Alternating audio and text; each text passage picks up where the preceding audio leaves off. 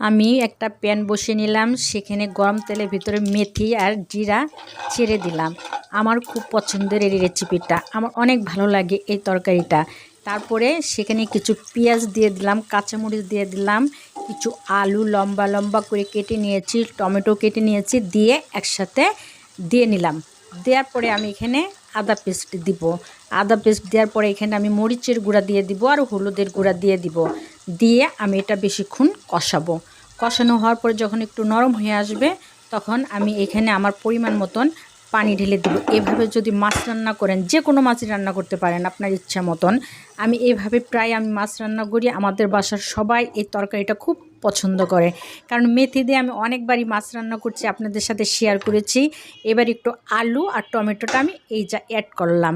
যাই হোক, এভাবে আমি আমার রান্নাটা কমপ্লিট করব। এখন আমার আলু সিদ্ধ হয়ে গেছে, টমেটোটাও নরম হয়ে গেছে। এখন আমি আমার মাছ আর ধনিয়া পাতা আমি একসাথে তরকারির ভিতরে ঢেলে দিলাম।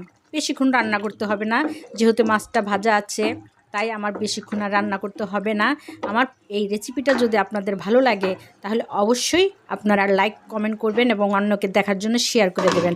আল্লাহ হাফেজ।